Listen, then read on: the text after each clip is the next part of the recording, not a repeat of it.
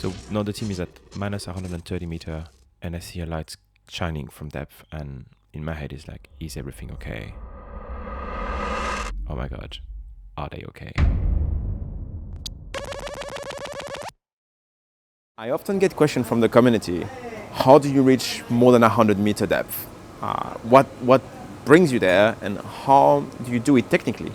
So today I'm at my amazing friends at Uncle Chang, Sipadan, and I'm gonna bring you not only with me to the deep dive, but also to all of the preparation, all of the safety aspects and everything that goes behind it. So for now, we need to go 2 days before the dive. The dive is in 2 days. I'm already starting to plan everything and we're gonna go and see the team of safety divers. Let's go!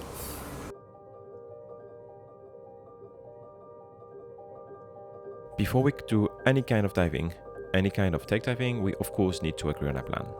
And the plan is mainly decided with the whole team.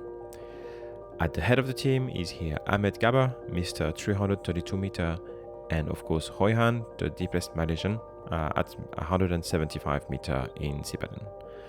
Those extremely experienced tech divers are here to of course oversee the entire plan, but also dedicate part of the safety to group leaders of the safety team. Good morning. We are now 1 day before the deep dive and today it's all about going to be preparing the gear. Everything should be fully finished today. So I'm going to bring you and see how we prepare the gear.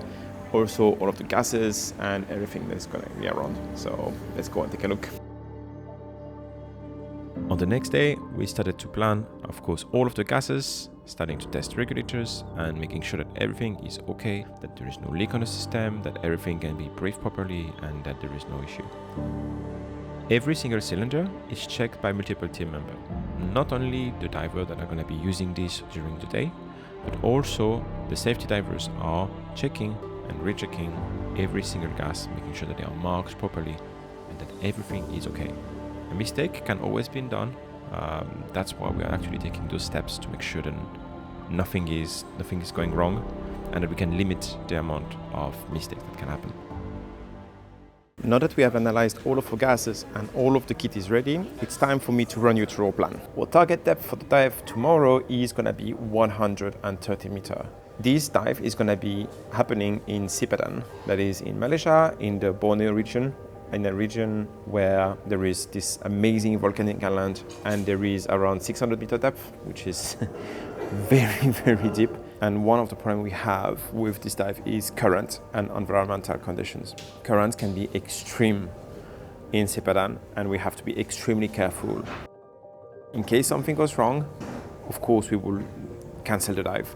And this is at the discretion of the deep diving team. The deep diving team is planned to reach 130 meters.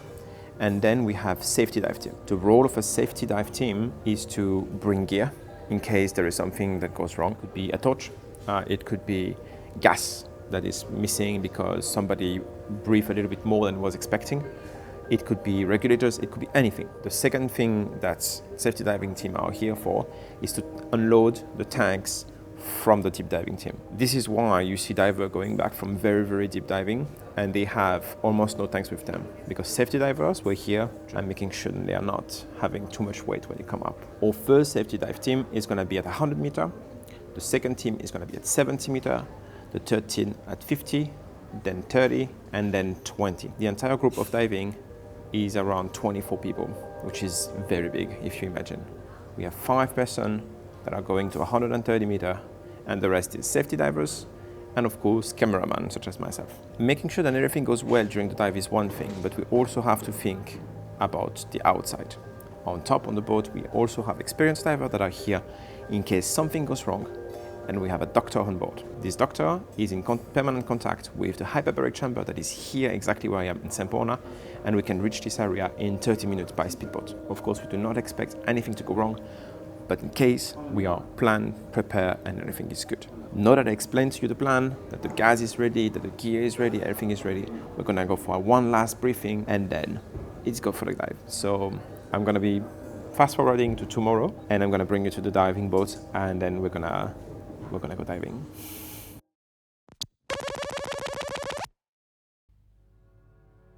So, good morning. As you can see, it is very early. It is now 4:45. A bit rainy, unfortunately. The conditions started to get slowly worse.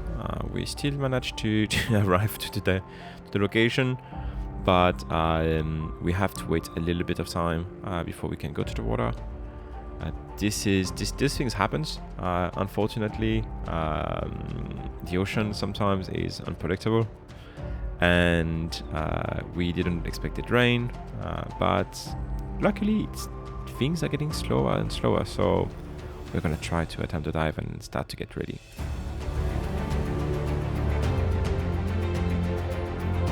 I'm here hanging with the 45-meter team.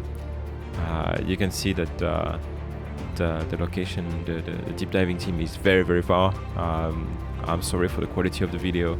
Unfortunately, this is this is extremely dark.